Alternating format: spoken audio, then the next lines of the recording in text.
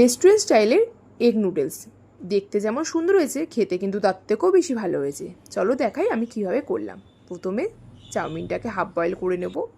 এবার সবজিগুলো কুচিয়ে কড়াইয়ে সাদা তেল গরম করে একে একে সবজিগুলো ভেজে নেব। প্রথমে কুচনো গাজর, কুচনো বিনস পরিমাণ মতো নুন দিয়ে হালকা লাল লাল করে ভেজে নেওয়ার পর আগে থেকে কুচনো ক্যাপসিকাম, পরিমাণ মতন ঝাল, একটা গোটা পেঁয়াজ কুচনো দিয়ে ভালো করে ভাজতে দেবো। এবার ভাজতে দিয়ে সাইডে একটা সস বানিয়ে নেব।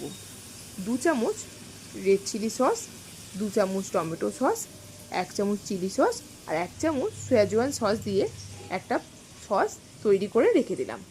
এবার সবজিগুলো হালকা লাল লাল করে ভাজা হয়ে গেলে 2-3টে যে যেমন ডিম পারো ডিম দিয়ে পরিমাণ মতো নুন আর পরিমাণ মতন গোলমরিচ গুঁড়ো দিয়ে ভালো করে ভেজে একটা ভুজিয়া তৈরি করে নিলাম। এবার ভাজা হয়ে গেলে যখন দেখব লাল লাল করে ভাজা হয়ে গেছে, তখন আগে থেকে করে রাখা সসটা দিয়ে ভালো করে আরেকবার ভেজে নেব। ভাজা হয়ে গেলে আগে থেকে করে রাখা সেদ্ধ নুডলসটা দিয়ে 2-5 মিনিট নাড়ানো চাড়ানো হয়ে গেলেই তৈরি এগ নুডলস। পুরো রেস্টুরেন্ট স্টাইলের মতনই খেতে হয়েছে। একবার তোমরা এইভাবে বানিয়ে দেখো, ভালো লাগবে।